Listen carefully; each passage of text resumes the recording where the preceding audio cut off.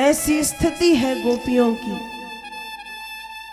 भगवान श्री कृष्ण के वियोग में रोती हैं, दिन रात कृष्ण के गीतों में गोपिकाएं डूबी रहती हैं। उद्धव जी ने ऐसी स्थिति जब गोपियों की देखी है, जब ऐसी स्थिति उद्धव जी ने गोपियों की देखी, तो जो उद्धव जी ज्ञान देने आए थे वे उद्धव कहते हैं कि वंदे नंद ब्रजस्त्रीणाम पाद रेणु मभीक्ष्ण सह तासाम हरि कथोद गीतम पुनाति भुवनत्रयम। जो उद्धव जी ज्ञान देने आए थे वे उद्धव जी कह रहे हैं कि मैं नंद बाबा के गांव अर्थात ब्रज की गोपिकाओं की वंदना करता हूं। ऐसा लगता है कि गोपिकाओं के चरणों से जो धूल झर रही है उस धूल को मैं अपने माथे से लगा लूं। ऐसा लगता है गोपिकाओं के चरणों से जो धूल झर रही है उस धूल को आंखों में काजल की तरह लगा लूं। उद्धव जी कहते हैं कि गोपिकाओं के मुख से जो भक्ति गीत निकल रहे हैं उन भक्ति गीतों से पृथ्वी लोक तो पवित्र हो ही रहा है, साथ साथ स्वर्ग लोक और आकाश लोक तक वह भक्ति पहुंच रही है और तीनों लोकों को भक्ति पवित्र कर रही है। ऐसी वंदना उद्धव जी ने गोपिकाओं की है। और अंत में उद्धव जी कहते हैं कि एताम परम तनुभृतो भुवि गोपवद्धो गोविंद एव निखिलात् मनिरूढ़ भावा वांछन्ति यद भवभियो मुनियो वयं च किम ब्रह्म जन्मभिरनंत कथा रसश्चो। उद्धव जी कह रहे हैं, क्या कहते हैं?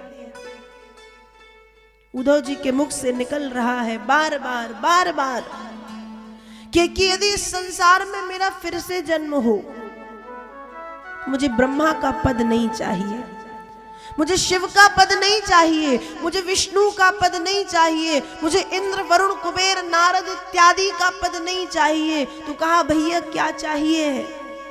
उद्धव जी कहते हैं नंद बाबा के गांव की कोई गोपी बन जाऊं। क्यों गोपी क्यों बनना है? कहा गोपी इसलिए बनना है, ऋषि मुनि जीवन भर कृष्ण नाम की माला जपते हैं लेकिन अंत समय कृष्ण शब्द का क्री नहीं कह पाते और इस दुनिया को छोड़ करके चले जाते हैं।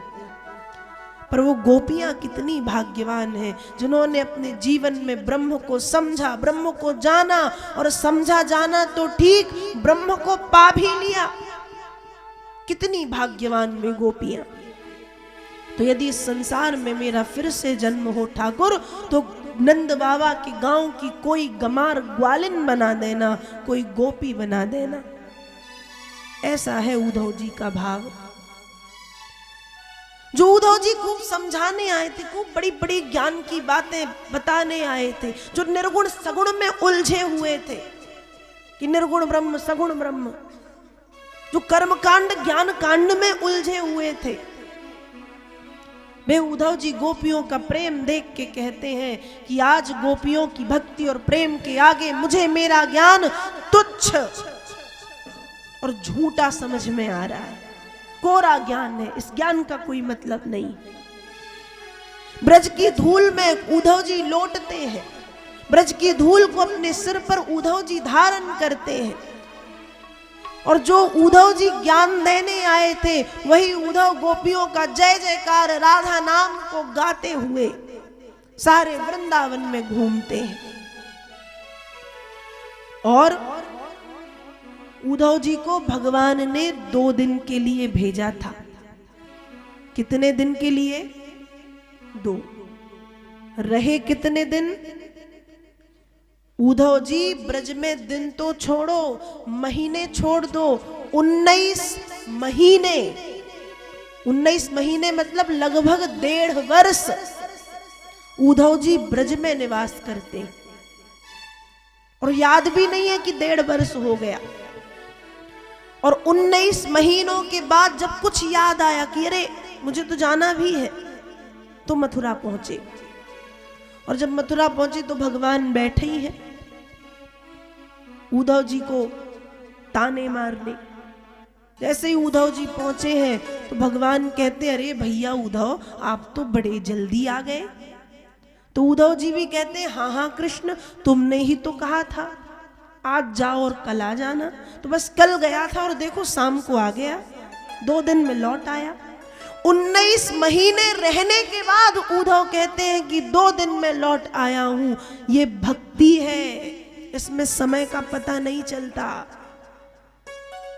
उद्धव जी के 1.5 वर्ष 2 दिन की तरह निकल गए। एक बार जो उस भक्ति रंग में रंग जाता है, डूब जाता है, उसका समय ऐसे निकलता है मानो मिनट हुए हो, कुछ मिनट ही तो हुए हैं और समय समाप्त। ये भक्ति का रंग है। उद्धव जी उस रंग में रंग चुके हैं और भगवान ने इसलिए उद्धव जी को ब्रज भेजा था